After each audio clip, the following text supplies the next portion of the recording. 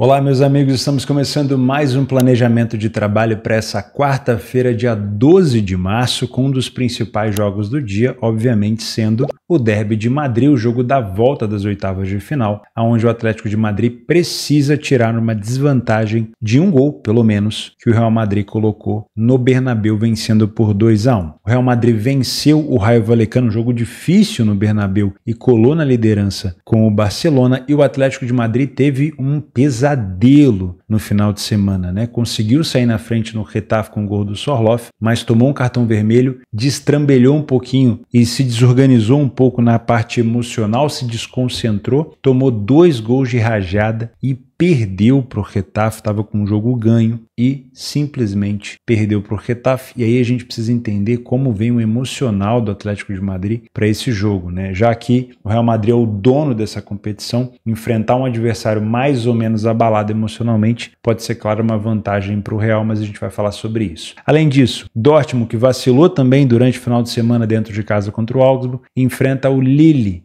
que conseguiu um bom resultado na Alemanha e decide em casa, mercado completamente parelho. Esse jogo de Arsenal e PSV não tem muita coisa para falar, né? O Arsenal muito provavelmente tende a vencer de novo, resta saber qual é o time que o Arsenal vai colocar em campo e também, claro, qual é a equipe que o time holandês vai trazer para enfrentar o Arsenal, já que depois desse placar, muito provável, o time da Holanda entre até com o time reserva, né? Temos o Aston Villa também tentando uma confirmação de classificação contra o Bruges, que já surpreendeu o Atalanta fora de casa, vencendo por uma margem de diferença boa e, claro, leva esse exemplo da Atalanta como motivação para tentar se recuperar. Mas jogar no Villa Park é sempre muito difícil. Além disso, nós temos o início das finais do Carioca, jogo entre Fluminense e Flamengo, jogo 1 entre eles, e temos também o Corinthians precisando praticamente de um milagre contra o Barcelona de Guayaquil. O Corinthians perdeu por 3-0 no Equador e precisa de uma reviravolta dentro de casa, vai contar com o apoio da torcida e também de um time motivado depois da classificação contra o Santos para a final do Paulista. O Corinthians muito provavelmente tende a vencer esse jogo, mas resta saber se ele vai conseguir furar a retranca do Barcelona, que deve vir para se defender, protegendo a vantagem, e se vai conseguir devolver pelo menos os 3 gols de diferença. Para mim ainda não tem nada decidido, viu? O que está decidido é PSV e Arsenal, mas esse daqui ainda tem provavelmente pano para manga, e temos também Copa do Brasil.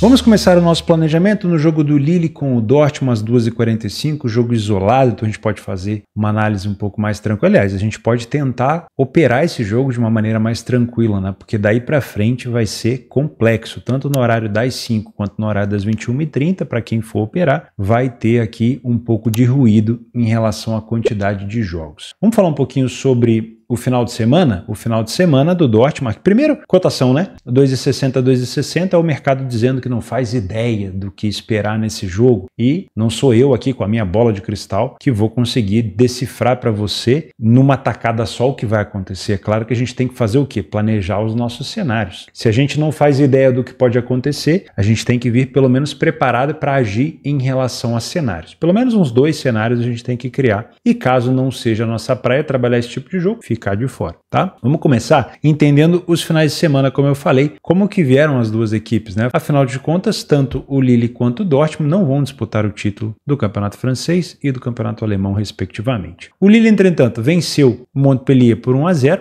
dentro de casa, e o Dortmund perdeu para o Augsburg por 1-0 também dentro de casa. Então a gente poderia até tirar uma informação aqui dizendo que o Dortmund chega pior, mas se a gente for levar ao pé da letra, o Dortmund já está cagando e andando, com todo respeito para a Bundesliga. E o Dortmund se complicando dentro de casa na Alemanha, com todo o respeito que eu tenho ao Dortmund, vocês sabem, isso não é novidade nenhuma, né? Então, sinceramente, eu não vou levar esse resultado do Augsburg em consideração, porque se eu fosse levar, eu teria que levar todos os outros resultados ruins que o Dortmund tem e que já me faz ter esse tipo de preconceito com a equipe do Dortmund, tá? Mas o que me chama a atenção? Ao invés de pegar essas peculiaridades e essas picuinhas que eu tenho com o Dortmund, eu prefiro elogiar. O Dortmund realmente tem feito uma Champions muito boa. Não é à toa que eliminou o Sporting, né? O Sporting, vencer o Sporting em Portugal não é fácil. Pergunta para o Manchester City se é fácil, né? O City tomou um ataque lá dentro e o Dortmund conseguiu se classificar lá em Portugal, marcando 3-0. Então, claro, tem a moral. Além disso, vem de uma final disputada contra o Real Madrid. Então precisa, obviamente, de respeito. O mercado poderia ter vindo aqui e colocado o Lille como favorito, mas o mercado está respeitando o atual finalista da Liga dos Campeões passada e, claro, também a campanha do Dortmund tendo eliminado o Sporting. Mas, passados os elogios, vamos voltar para a realidade. O Dortmund deu muito mole na Alemanha, né? Podia ter construído um resultado muito melhor, podia ter jogado de uma maneira mais agressiva, tentou ser um pouco mais político e deu muitas oportunidades para o Lille e, claro, que o Lille aproveitou. E agora a situação pode ficar mais complexa, porque não é sempre que você vai conseguir fazer um bom jogo fora de casa. Uma coisa que beneficia um pouco o Dortmund é porque o Dortmund não tem a obrigação de buscar o resultado fora. Então, dos males o menor. Poderia ter terminado, por exemplo, um jogo de virada 2-1 para o Lille. Então, o Dortmund não tendo que buscar uma reviravolta, não tendo que buscar o resultado, passa a ser um Dortmund que pode escolher entre propor ou contra-atacar, porque sinceramente eu não espero aqui um jogo de trocação no 0-0, né? Então o que a gente tem que fazer, o nosso primeiro cenário, anota aí, o nosso primeiro cenário para esse jogo difícil que o mercado não sabe o que fazer. Primeiro cenário é não fazer nada. Óbvio, né? Não fazer nada no início, entender primeiro o comportamento. Lista um caderninho aí, uma folha em branco, para você fazer uma anotação de como está se comportando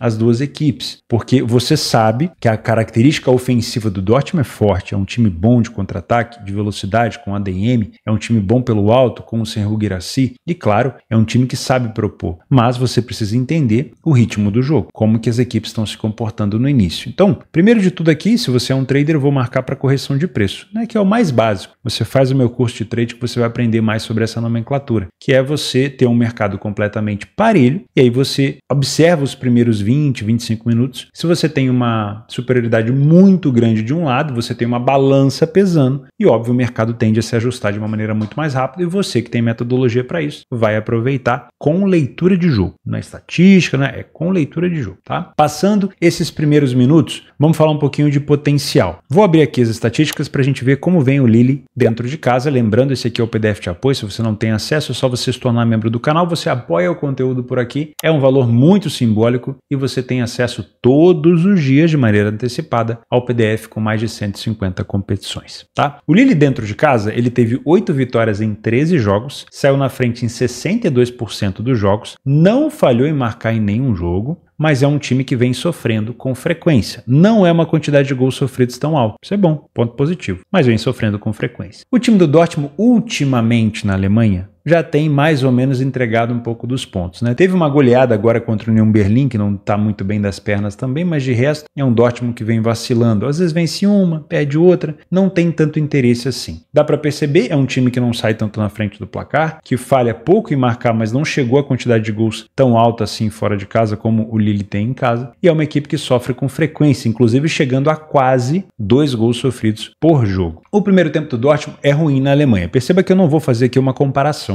entre a Ligue 1 e a Bundesliga, tá? Para mim não cabe. Eu vou mais fazer uma autocrítica. O Dortmund então vence pouco no primeiro tempo, marca poucos gols, toma mais que o dobro e tem um número de derrotas que chega a 50%. O Lille na França tem um número de vitórias ok, para dentro de casa poderia ser um pouco melhor, sofre menos gols do que marca, mas sofre uma quantidade alta de gols e tem um número de derrotas um pouco alto, né? Vamos ser sinceros. Para um time que é bom dentro de casa, poderia ser um número melhor. Mas, pasmem, é o primeiro tempo onde o time joga melhor em relação à vitória. No segundo tempo ele vence menos. Porém, também corrige os problemas defensivos, marca mais gol e sofre menos gols. Então acaba sendo, de uma maneira geral, muito parecido o desempenho do primeiro tempo. O Dortmund continua tendo um desempenho muito ruim na segunda etapa. Por isso que o mercado está tendo essa dificuldade de entender para onde vai essas cotações. Porque o Lille joga mais ou menos a mesma coisa, tanto no primeiro quanto no segundo. E se for para comparar, ele joga melhor do que o Dortmund. Mas eu não posso comparar a Ligue 1 com a Bundesliga. Para mim, a Bundesliga está um degrau acima. Eu acho que o mercado também está de acordo com isso, né? 62% dos jogos do Lille em casa na França com over 2,5 e 58% dos jogos do Dortmund fora com over 2,5. Eu, sinceramente, não venho com uma expectativa para 2,5 nesse jogo. Eu olharia no máximo para um cenário de over 1,5, pelo menos no pré-live. O potencial de gols nesse jogo, para mim, passa por uma larga vantagem no placar. Então, por exemplo, Se o Lille conseguir fazer 2 gols, 3 gols de diferença, se o Dortmund conseguir fazer 2 gols de diferença, a gente pode ter um jogo abrindo, tá? 1 gol de diferença apenas ainda é uma situação que me causa receio. O Dortmund eu já vi várias vezes essa temporada, o Dortmund ter um gol de vantagem e não aproveitar para ampliar. Ele ficar muito mais resguardado e acabar tomando um empate no final, como aconteceu na Alemanha no jogo de ida. E o Lille, eu preciso entender qual é o comportamento diante da sua torcida. Se ele abrir 1-0, passando, por exemplo, umas quartas de final naquele momento, ele vai escolher contra-atacar ou ele vai escolher proteger a vantagem, fazer a manutenção da vantagem? Antes de me posicionar num 2,5, 3,5, eu preciso entender o comportamento, né? 1,5 eu acho que é um cenário ok, mas vai de encontro também com a sua metodologia. Não adianta pegar o over 1,5 com uma odd ruim, tá? De preferência com uma odd mais elevada. A maioria dos gols marcados pelo Lille no final do primeiro tempo e no final do segundo. E o Lille sofre muitos gols no fim da primeira etapa. O Dortmund marca com muita frequência no meio do primeiro tempo e no meio do segundo, e também sofre bastante no final da primeira etapa. Engraçado, né? Então, para quem vai trabalhar correção de preço, se você vem trabalhando uma correção desde o comecinho do jogo, cuidado ali depois dos 31 minutos para frente, porque são equipes que costumam vacilar defensivamente, principalmente o Dortmund, né? Faz gol contra, entrega a bola, chama, faz pênalti, faz cagada, enfim, né? Em relação a jogadores, como nós temos aqui um jogo muito tendencioso para ser mais amarrado no início, atenção que ele pode abrir ao longo do jogo e tudo mais, mas como ele está mais tendencioso para ser amarrado, eu vou focar em desarme, tá? Do lado do Lille, eu vou ficar de olho no Benjamin André, meio campista, tendência que o jogo fique mais um pouco no meio, né? Para ter pelo menos um desarme. Aí você trabalha com a linha, né? No último jogo contra o Dortmund, ele teve um desarme. Na última goleada que o Lille sofreu pro PSG, ele teve 3. E no último jogo agora contra o Montpellier, ele teve 5. Então nos últimos 4 jogos ele teve pelo menos uma média de 2 por jogo. Se for interessante, uma linha para 2, pode ser legal, tá? Do lado do Dortmund, eu ficaria de olho em 2 jogadores meio-campistas, tá? O Emre Can, aqui, meio-campista, e o Pascal Grob.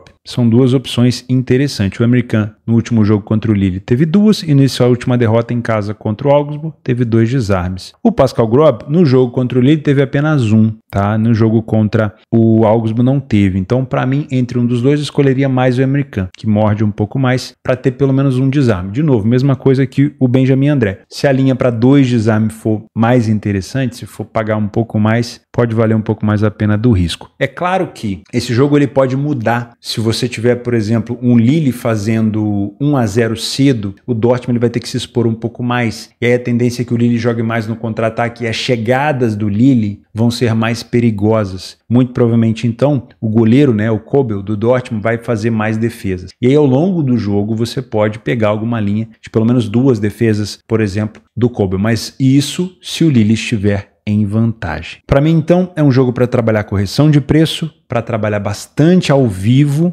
e, claro, com uma expectativa de pelo menos 2 gols. De novo, eu não duvido do ambas marcam que aconteceu no jogo de ida, tá? E para esse jogo abrir, eu gostaria de ver uma vantagem de 2 gols de diferença para uma das 2 equipes, para então pensar numa possibilidade de over limite ou até mesmo numa situação de over à frente. Às 5 horas, o primeiro jogo que a gente tem é um cenário complexo, né? Eu costumo dizer que a gente nunca viu de tudo no futebol. A gente sempre tá para ver alguma coisa nova, né? Eu tô aqui há 13 anos nessa cachaça do trade e lógico acompanho futebol há muito mais tempo, mas tem sempre alguma coisa que eu ainda não vi, né? Eu, por exemplo, ainda não vi uma recuperação desse tipo de placar. Pode acontecer? Pode. É provável? Não, né? Então é muito provável que eu não faça esse jogo. Eu vou trazer alguns exemplos. Por exemplo, o Fluminense aqui no Rio, meteu 4 gols no Volta Redonda no jogo de ida. O jogo da volta foi uma merda, né? E aí, claro, a expectativa era que o Volta Redonda ia se expor para buscar a recuperação, porque ainda dava, e aí ia dar espaço, mas o jogo ficou um cocô. Então, às vezes a gente vem com uma expectativa muito grande e acaba tendo uma complicação, tendo uma surpresa negativa, né? Afinal de contas, esse primeiro jogo foi com 8 gols, trocação franca, deu para trabalhar over nesse jogo tranquilamente, deu para ganhar dinheiro para quem trabalha gols, e aí a gente fica com aquela expectativa de que o jogo da volta vai ser parecido, que a gente vai ter algo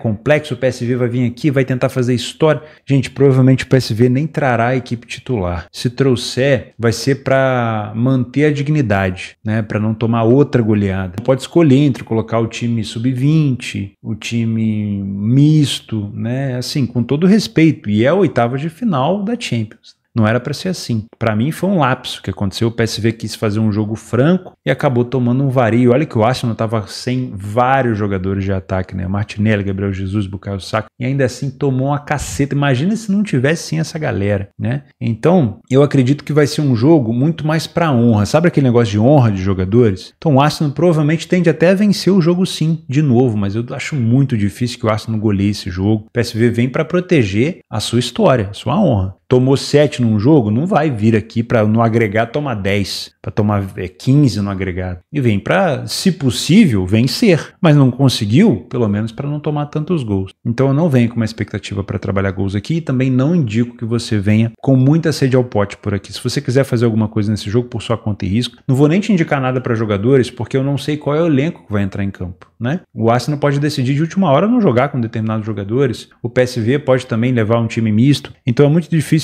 comentar alguma coisa em relação a isso, né? A gente poderia até colocar aqui a possibilidade de defesas do goleiro do PSV, mas será que o Arsenal vai ter algum interesse em atacar? É claro que não vai ficar 90 minutos tocando bola, mas é muito difícil você traçar linhas, tá bom? Então eu particularmente prefiro pegar esse jogo e deixar ele engavetado, caso eu esteja assistindo aqui escanteado e veja um Arsenal, nossa, titular e vem para dar outra goleada. Então, um Arsenal misto e o PSV titular e o PSV começou 1 gol, 2, opa, aí tá me chamando a atenção. E o Arsenal pode começar a colocar a galera titular e aí pode ficar um jogo de novo interessante. Mas até que isso aconteça, eu prefiro muito mais guardar esse horário das 5 para ter atenção nos outros jogos do que pensar em alguma coisa aqui. Se você trabalha ao vivo, se você é um trader, encontrar o Arsenal dominante, quiser trabalhar um back favorito ao Arsenal ou ler a pior equipe em campo ao PSV, tranquilo, sem problema nenhum. Mas para quem trabalha pré-live, para quem é um punter, não acho legal. Ó, minha câmera até caiu, até um sinal pra gente não fazer esse jogo. Então, sinceramente, não farei nada por aqui, não vou te indicar nada por aqui. Se você tem alguma ideia para fazer esse jogo, comenta aqui nos comentários e vamos pro próximo jogo. 5 horas da tarde também nós temos o Aston Villa com o Bruges, câmera restaurada. Vamos falar um pouquinho sobre esse jogo. A situação é o seguinte, no jogo de ida entre Bruges e Atalanta, estou fazendo aqui um fio de pensamento. O Bruges venceu por 2-1 e a Atalanta precisava do resultado. E o Bruges jogou no contra-ataque de maneira letal e venceu a Atalanta em Bérgamo por 3-1, ok? Nesse jogo de agora, o Bruges perdeu o jogo de ida por 3-1 e é o Bruges que tem que se expor. E o Bruges vai ter que fazer isso fora de casa contra um adversário, na minha opinião, muito forte. Muito. Não é qualquer equipe hoje que consegue vir no Villa Park e ter um bom resultado. Então, na minha opinião, o Bruges vai ter que jogar num risco zero e desde o início esse jogo tem potencial para gols. Então, eu já vou começar pensando num cenário de over 2,5. Por quê? O Aston Villa não está classificado ainda e vai levar o time titular. Não vai dar mole, né? Vai querer passar para as quartas para confirmar sua classificação. O Bruges precisa se expor desde o apito do árbitro, afinal de contas são 2 gols de diferença. E é um jogo de erro zero, porque qualquer erro defensivo na saída de bola ou na construção de jogada, o Bruges vai dar espaço para o melhor time tecnicamente. Então, para mim, é um jogo que já começa com uma expectativa muito boa para gols. Vamos olhar aqui no PDF de apoio. O Aston Villa, dentro de casa, ele não saiu tanto na frente do placar na Inglaterra. É um time que falha pouco em marcar e sofre com frequência, né? O Bruges, não vou nem cogitar comparar as duas competições, tá? Mas o Bruges é um time com bastante iniciativa lá, falha pouco em marcar fora, mas também tem sofrido com frequência fora de casa. O primeiro tempo do Bruges é muito bom lá, e o primeiro tempo do Aston Villa não é assim tão forte assim como o segundo tempo, mas é um time que continua marcando muitos gols. Tanto sofre quanto marca, é um time que oferece um pouco de entretenimento pra gente. Eu acho que a gente pode cogitar e se ambas marcam também, tá? Se for com uma cotação mais alta, pode ser bem interessante. Mas como o Aston Villa não precisa vencer, a primeira coisa que eu falo para vocês é, não vou olhar para essa cotação de 1,60. Muito provavelmente, por conta do erro zero, o Aston Villa vai vencer esse jogo. É muito provável. Mas eu não gostaria dessa cotação de 1,60. Por quê? É aquela pergunta. O Aston Villa sustenta uma odd de 1,60 durante 90 minutos? Não sei. É o time que não precisa vencer. Se empatar, ele passa. Se perder por 1-0, ele passa. O Bruges é que precisa dominar o jogo. O Bruges é que precisa do resultado. Então o Bruges pode sair na frente do placar. Então eu não gosto dessa cotação de 1,60. Mas pelo fato de ser um jogo de erro zero, eu prefiro me direcionar para o mercado de gols, né? Muito provavelmente a gente vai ter aqui um Aston Villa tendo oportunidade para marcar. Então eu vou evitar trabalhar com essa odd do Aston Villa. Se for uma odd mais elevada, aí por sua conta e risco. Em relação a trade, eu tomaria muito cuidado com essa correção de preço aqui, ó. Porque o Aston Villa pode entrar um pouco desligado, o Bruges pode começar melhor, pode começar mais dominante, a gente pode ter vontade de trabalhar essa correção do favorito. Porém, é um jogo de erro zero. Qualquer problema defensivo do Bruges, o Aston Villa vai cutucar um gol ali. Então a gente pode tomar um prejuízo. Em relação a jogadores, presta bastante atenção. Como o Bruges tende a jogar com mais vontade, o Aston Villa deve roubar a bola. E esse roubo de bola do Aston Villa tende a ser muito direcionado para buscar logo o contra-ataque. Vou ficar de olho no Tielemans do lado do Aston Villa para roubar pelo menos 2 bolas, tá? Não sei como é que tá a linha, mas pode ser bem interessante ficar de olho nisso. Outra situação do Aston Villa que eu gosto muito. Nessas roubadas de bola vai sobrar para o artilheiro da equipe, o Watkins, para ele tentar finalizar pelo menos uma vez no gol. Então uma finalização no alvo do Watkins pode ser bem interessante. Contra o Chelsea agora ele finalizou 2, contra o Liverpool 1, isso dentro de casa, né? Contra o Ipswich 1, contra o próprio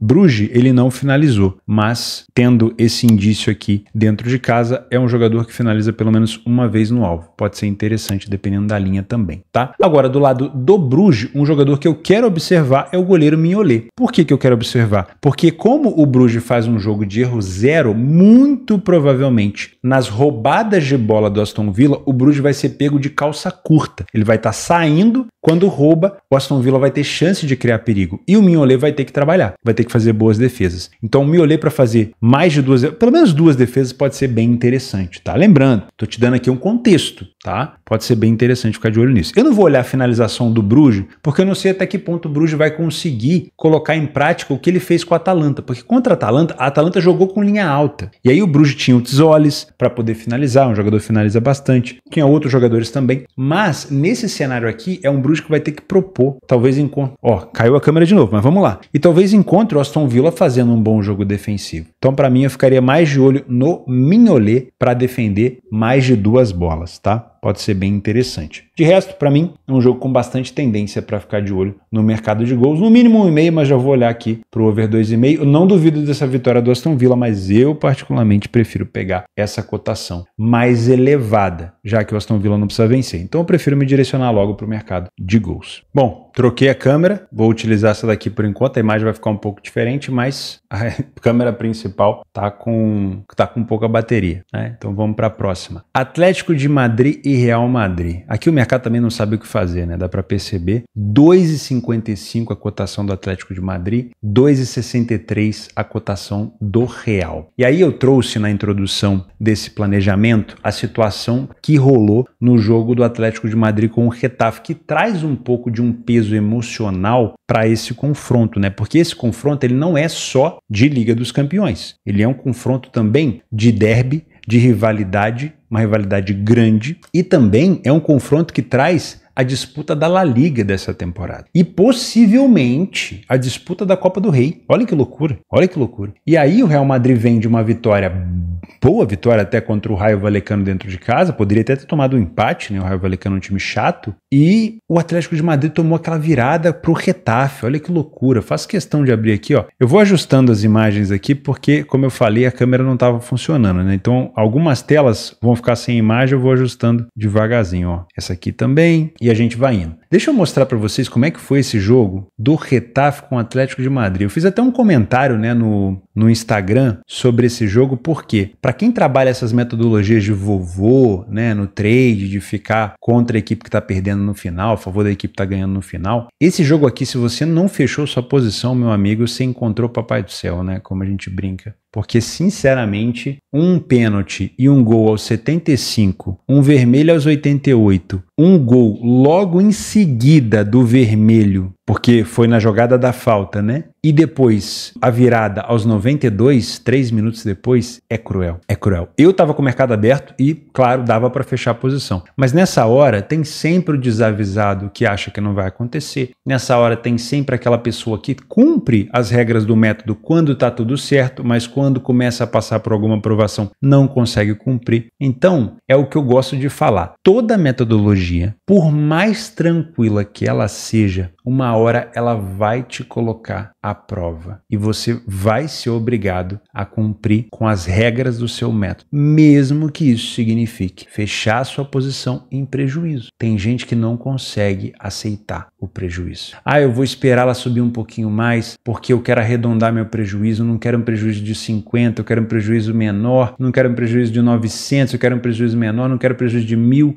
tá 1.000 e alguma coisa, eu não quero um prejuízo de 1.000 alguma coisa, eu quero um prejuízo de 1.000 redondo, e nisso você toma o segundo gol e perde a stake inteira. E daí pra frente, para você quebrar uma banca, é muito fácil, né? Porque você já está abalado emocionalmente. Então, toma bastante cuidado. Toda metodologia, por mais tranquila que ela seja, ela vai exigir de você uma hora que você tome as rédeas do seu emocional e cumpra com o que está planejado no roteiro dessa metodologia, né? Nos critérios. Mas voltando para esse jogo, a minha pergunta é, tendo o Atlético de Madrid que virar esse jogo, né? Tirar uma desvantagem de um gol e esse cenário emocional contra o Getafe, será que isso é uma vantagem para o Real Madrid? Sinceramente, se o Real Madrid tivesse vencido no Bernabéu por 2 gols de diferença, eu acho que sim. Porque aí o Real Madrid, que é um time hoje tecnicamente, ofensivamente, né, na minha opinião, melhor, ele teria espaço para contra-atacar, ele teria o Atlético de Madrid com esse peso emocional do jogo contra o Getafe e ele teria um Atlético de Madrid se expondo com muita vontade, tentando dar uma resposta para o primeiro jogo, tentando dar uma resposta para o que aconteceu lá contra o Getafe e tudo mais. Porém, como é um jogo de 1 gol de desvantagem e sabendo da competência do Cholo Simeone em trabalhar com o seu grupo, principalmente da parte emocional, eu não tô vendo o Atlético de Madrid sair dos trilhos no início do jogo. Então, para mim, é um jogo para correção de preço, é um jogo truncado, para cartão amarelo, né, para ser um jogo mais amarrado. Por quê? Porque muito provavelmente o jogo do Atlético de Madrid não vai passar por uma exposição muito grande, a não ser que ele tome outro gol. Então, a gente vai ter um jogo mais amarrado, o Atlético com um pouco mais de posse, na minha opinião, porque o Real Madrid não é muito de ficar com a posse contra adversários assim, e o Real Madrid tentando jogar, claro, em jogadas de velocidade, sempre que o Atlético se expor ao ataque. Tem potencial de over nesse jogo? Tem. De novo, tem potencial de 2,5 nesse jogo. Tá? Por mais que pareça um jogo mais amarrado, tenha potencial porque aqui nós temos o fator de desequilíbrio, que são as qualidades dos jogadores. Quando você coloca 2 times ruins frente a frente nesse cenário, a gente imagina um jogo amarrado para under. Mas quando você coloca Kylian Mbappé, Vinícius Júnior, Julián Álvares, o gol que o Álvares fez no Bernabéu é um absurdo, né? Então, o gol que o Vinícius Júnior fez agora contra o Rayo Vallecano, golaço também. O Mbappé também tá marcando muito gol. Então, quando você tem um fator de desequilíbrio, você precisa de poucas oportunidades para ter gol. Então, esse jogo, para mim, ele já parte pelo menos com uma possibilidade de over 1,5, tá? Eu não vou esticar o 2,5 agora, porque pode ser que o Atlético consiga um gol cedo e esse jogo deu uma murchada, porque aí o Atlético vai dar uma respirada fundo e pensar, opa, consegui já o que eu precisava, pelo menos por enquanto, e agora eu posso voltar o meu foco a se defender. Então, eu não vou no 2,5 logo de início. O potencial de 2,5 nesse jogo, para mim, é o Real Madrid fazendo mais um gol. Aí, na eliminatória, o Real Madrid ficaria com 2 gols de vantagem e o Atlético, com o passar do tempo, iria se expor. Aí eu pensaria num cenário de mais 2 gols. Agora, tendo que escolher no pré-live, eu iria primeiro para um cenário de over 1,5, porque o Atlético pode fazer o primeiro gol e dar uma segurada e a gente pode ter de novo um gol, às vezes só lá no segundo tempo, tá? De resto, para mim, como eu falei, é um jogo para correção de preço. Nas estatísticas, o benefício é que a gente tem aqui um jogo de La Liga, né? Então fica muito mais fácil para poder utilizar os números. O Real Madrid sai mais na frente do placar fora de casa, as duas equipes falharam pouquíssimo em marcar em casa e a gente sabe qual é o tempo que o Atlético de Madrid joga melhor. Isso aqui é um problema, né? Porque o Atlético de Madrid faz péssimos primeiros tempos, mas ele precisa nesse jogo buscar uma recuperação o mais rápido possível. É claro que quando eu falo o mais rápido possível, é no sentido figurado. Eu não estou dizendo que o Atlético de Madrid, na minha opinião, vai sair igual um maluco porque não faz o estilo do Simeone. Mas deixar só para o segundo tempo para buscar uma recuperação contra um Real Madrid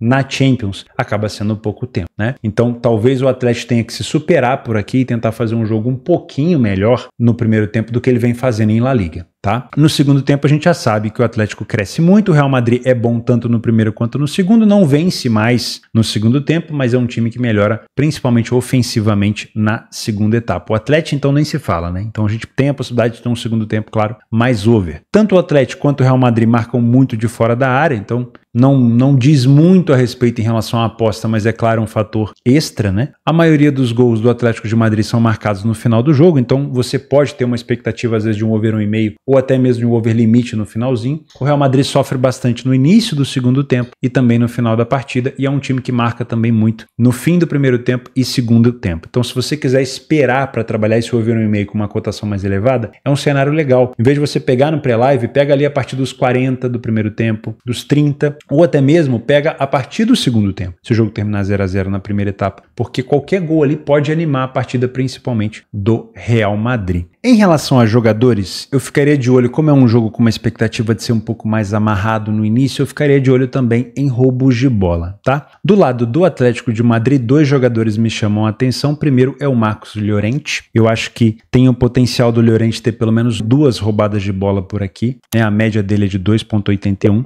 E o Galán. O Galán também tem, o Javi Galán, também tem uma... Não sei se vai jogar como titular, tá? Vale a pena ficar de olho nisso. Mas no último jogo contra o Real Madrid, o Galán roubou 2 bolas. Pelo menos um roubo de bola do Galán pode ser interessante, 2 do Llorente e 1 do Galán. Do lado do Real Madrid, eu gosto muito do Camavinga. Não sei se ele vai jogar. Ele foi praticamente poupado aqui contra a equipe do Rayo Vallecano. E aí fica essa ressalva se o Camavinga vai jogar ou não. Se jogar, na minha opinião, é um dos principais jogadores para poder roubar bola no time do Real Madrid. A média do Camavinga é de 3,91 por partida. Tá? Então, se ele for jogar, acredito que é um jogador muito bom para isso. Outro jogador que rouba muita bola, apesar da sua idade, é o Luka Modric. Eu não sei se ele vai jogar, mas se ele jogar, também pode ser interessante, tá? Em relação à finalização, claro, se nós temos peças de muita qualidade, você pode ficar de olho sim nas finalizações do lado do Real Madrid, do Mbappé. É quase certeza que ele finaliza no alvo, né? Um jogador que finaliza bastante. O Vini Júnior também pode tentar, tá motivado depois do gol que marcou contra o Vallecano. Finalização de fora da área do Vini Júnior pode ser interessante. 2 finalizações do Vini sem ser no alvo, uma finalização no alvo do Mbappé pode ser legal. E não duvido do Vini Júnior tomando amarelo aqui, tá? Jogo de catimba, jogo de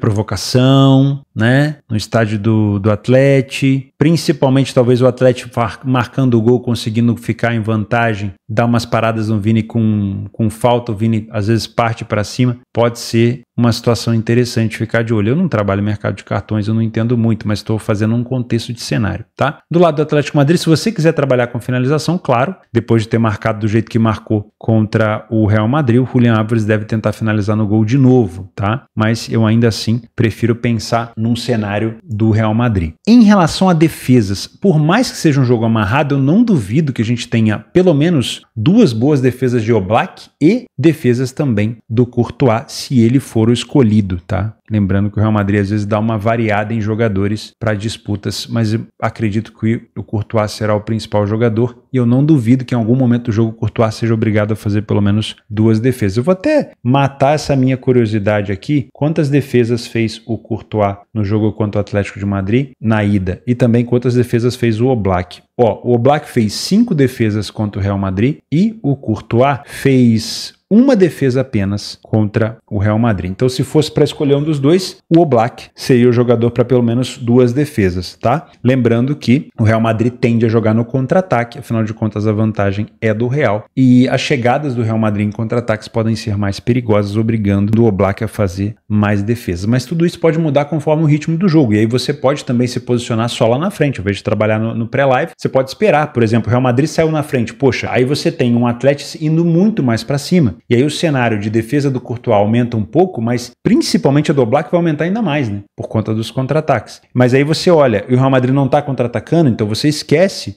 defesas do Oblak, pensa muito mais em defesas do Courtois, e você vai trabalhando esses cenários mais lógicos, né? Se estiver acontecendo uma coisa, eu vou fazer isso e assim por diante. Mas no pré-live, eu não duvido que o Oblak tenha pelo menos 2 defesas aqui contra o Real Madrid, porque a chance de finalização da qualidade ofensiva do Real é muito grande, mesmo que seja de fora da área. No jogo do Fla-Flu, vou tentar voltar com a câmera principal, vamos ver se ela não cai, né? Deixa eu carregar um pouquinho. Não temos cotação ainda, mas muito provavelmente será um jogo onde o Flamengo tende a ter, se for um favoritismo, é muito leve, porque o Fluminense, ele consegue complicar a vida do Flamengo em Cariocas, não é de hoje, né? O Flamengo disputa a sua 7ª final consecutiva do Cariocão e o Fluminense pode sim complicar a vida do Flamengo, então se for favorito, eu não tenho cotação ainda, o Flamengo, claro, pode acabar se complicando e é jogo de ida, tá? Então não adianta ficar pensando que vai ser um jogo muito over assim, porque acaba sendo uma partida, claro, muito mais estudada nesse jogo de ida. Ó, vou pegar a última final entre eles. Deixa eu ver se 2023 foi a final entre... Foi, ó. Flamengo e Fluminense, jogo de ida. Flamengo venceu 2-0 o primeiro jogo. E aí, o Fluminense venceu o segundo jogo por 4-1 e foi campeão. Então, o segundo jogo foi muito mais over do que o primeiro. Se não me falha a memória, em 2022 eles também decidiram, né? Tá aqui, ó. Primeiro jogo, o Fluminense venceu por 2-0. Eu estava lá no Maracanã no jogo da volta, né? Fui levar meu tio. Tem uma foto muito bonita no Instagram. Se você não me segue no Instagram, fica o convite. Tem uma foto muito bonita com meu tio nesse jogo. Foi uma experiência muito legal para ele, primeira vez no estádio e vendo o Fluminense ser campeão, ele que é tricolor doente, também viu o Fluminense campeão da Libertadores, né? Que bom. Para ele, óbvio, eu não sou tricolor. Nesse ano, tanto no primeiro jogo quanto no segundo, não foram assim cenários tão over. Então, para mim, é um jogo mais estudado para você trabalhar aqui correção de preço, tá? Claro que a forma que o Fluminense se classificou contra o Volta Redonda, principalmente, claro, no jogo de ida, deixa o Fluminense com moral, né? E nada mais legal para o Fluminense já começar o ano complicando a vida do Flamengo. Então, para mim, o Flamengo ele tem mais qualidade hoje, técnica, mas é um clássico e eu respeito muito o clássico, vocês sabem disso. No jogo do Corinthians com o Barcelona, eu acredito numa vitória do Corinthians por aqui, tá? Sendo um trader, eu vou procurar estar a favor do Corinthians desde que o Barcelona de Guayaquil venha para se defender. Se o Barcelona não vier apenas para se defender, se eu entender que o Barcelona tá contra-atacando, eu não vou trabalhar, eu não vou me arriscar num back favorito, principalmente no cenário de Libertadores, onde a liquidez não é tão alta assim. A fluidez, então, nem se fala. Agora, um Corinthians jogando sozinho, pode valer a pena sim ficar ali os primeiros minutos a favor do Corinthians para tentar buscar o primeiro gol, tá? Então, ou é isso ou aquilo. Não dá para ter as duas coisas, não dá para ficar a favor do Corinthians, mesmo achando que ele vai ganhar, se o Barcelona de Guayaquil tá contra-atacando. Lembre-se, não faça a pergunta, será que o Corinthians vai ganhar? Isso é pergunta de mesa de bar. Faça, o Corinthians sustenta uma cotação de 1,42 durante 90 minutos no cenário atual? Qual que é o cenário atual? O Corinthians joga no erro zero. Tem que fazer pelo menos 3 gols no Barcelona e aí pode, claro, dar espaço para o Barcelona, ok? Então eu não gosto dessa cotação no punching para deixá-la correr até o final, certo? Agora, um Barcelona recuado e um Corinthians dominando o jogo, naquele momento você pode pensar num back favorito ao Corinthians. Em relação a gols, vamos tomar muito cuidado para também não pensar que só porque o Corinthians precisa marcar 3, o jogo vai ser over. O Volta Redonda precisava marcar 4 e o jogo foi 0-0, se não me falha a memória, né? Eu vou até conferir, eu falei 0-0 no início, mas eu acho que foi isso mesmo. E o jogo, por exemplo, do PSV, eu não sei quanto é que foi, mas a gente fica pensando que vai ser de novo... foi 0-0 mesmo, Fluminense e Volta Redonda. A gente fica pensando que vai ser de novo 7, 8 gols e às vezes pode terminar um jogo under, né? Então a primeira coisa aqui é o seguinte, antes de você... Cara, eu vou te dar uma dica que não vai te custar tanto tempo. Antes de você fazer uma aposta pré nesse jogo em relação a gols, assiste pelo menos, não vou te pedir muito não, 10 minutinhos de jogo, 10 minutinhos. Nos primeiros 10 minutos, muito provavelmente você já vai entender a estratégia do Barcelona. Se for só chutão pra frente, Corinthians recuperando bola, o Corinthians recuperando segunda bola próximo da área depois de finalizar no alvo, o Barcelona não consegue sair para contra-ataque, tá sempre 2 contra 1, 3 contra 1 no cenário de ataque, de defesa contra-ataque. Aí não adianta você ficar pensando num cenário de over, porque só o Corinthians vai jogar. E aí o Corinthians tem a obrigação de cumprir toda a linha do seu over. Então, sinceramente, não valeria a pena. Agora, nesses primeiros 10 minutos, você entendeu que o Barcelona quer contra-atacar, que quando ele rouba a bola do Corinthians, ele não dá chutão, ele tenta sair jogando pelo chão, ele sobe um pouco as suas linhas, ele tenta segurar a bola no campo ofensivo, ele finaliza no alvo,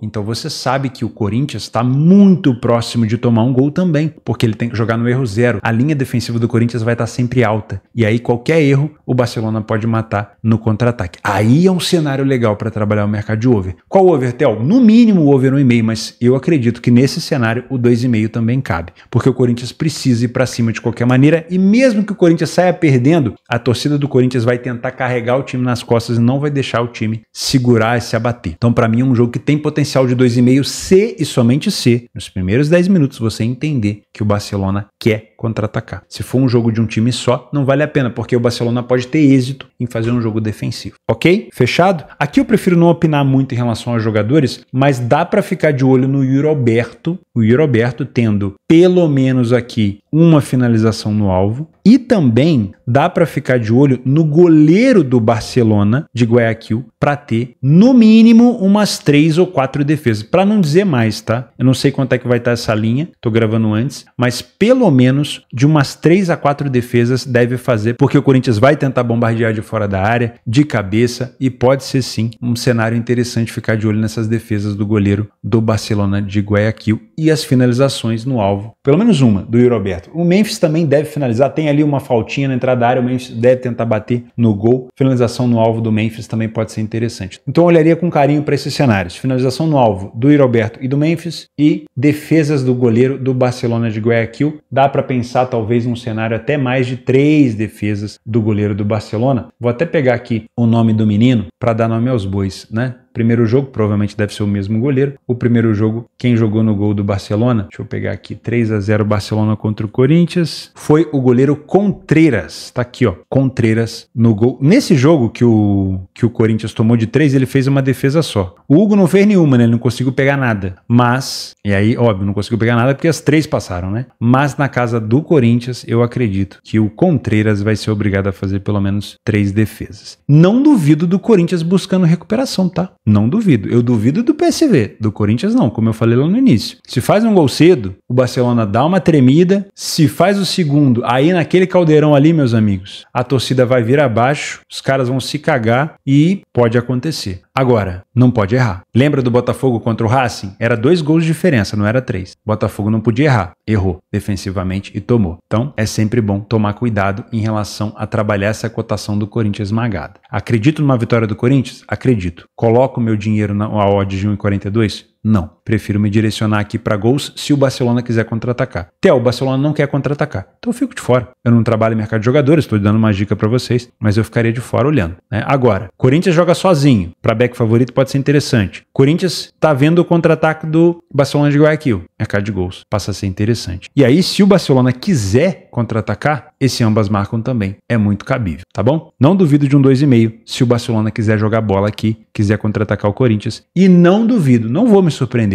se o Corinthians conseguir buscar os 3 gols de diferença. Porque à medida que vai acontecendo, os caras vão acreditando e a torcida do Corinthians vai empurrando o time. Agora, se o Corinthians errar, tomar mais um gol, a situação fica realmente muito complexa. E é claro que está muito mais para o Barcelona passar. Mas futebol é jogada, né? E lambaria é pescado. Muito obrigado pela sua companhia. Ainda temos jogos de Copa do Brasil. O Grêmio joga contra o Atlético, Vitória e Náutico. Temos também aqui embaixo o Atlético Goianiense e o Ceará entrando em campo. De resto, vou deixar aqui embaixo o link do Radar Esportivo, o link da minha parceira Betfair, o link dos meus cursos para você aprender mais sobre trade. Muito obrigado pela sua companhia em mais um planejamento de trabalho por aqui. Desculpa aí o rolo das câmeras. Estava gravando o dia inteiro com essa câmera aqui, o outro planejamento, e aí ela acabou a bateria. Eu vejo você amanhã e até a próxima.